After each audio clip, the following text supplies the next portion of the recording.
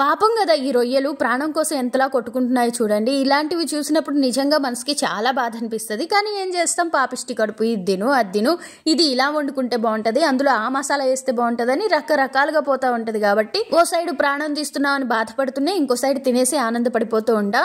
అయితే ఈ రొయ్యల చెరువు దగ్గర నుంచి అంటే రొయ్యల గుంటల్లో ఇది పడుతున్నారు.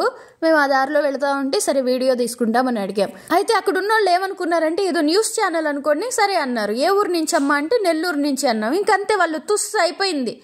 నెల్లూరు నుంచేనా అనేసి సింపుల్ తీసేసుకున్నారు. సరే వాళ్ళు ఎలా తీసుకున్నా మనం వీడియో తీసుకున్నాం కదా అని చెప్పేసి తీసుకుని వచ్చేసిన. నాకు తెలిసి చాలా మంది రొయ్యల బిజినెస్ లో కోట్లు సంపాదించిన వాళ్ళు ఉన్నారు, లక్షలు పోగొట్టుకున్న వాళ్ళు ఉన్నారు. అలాంటి వాళ్ళు మీలో ఎవరైనా ఉంటే ఏమైనా చెప్పాలనుకుంటే కామెంట్ చేసేయండి.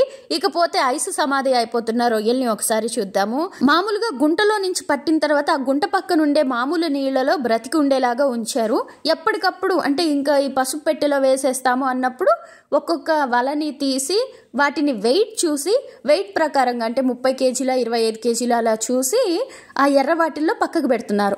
అలా వచ్చిన వాటిని ఈ పసుపు వాటిలో ఐస్తో కప్పేసి ఆటోకి ఎక్కిస్తున్నారు. ఇక ఇక్కడి నుంచి ఈ ఆటో ఏ ఫ్యాక్టరీకి పోతుందో లేదా ఏ ఊరికి పోతుందో ఏ పడవెక్కుతుందో మనకైతే తెలీదు.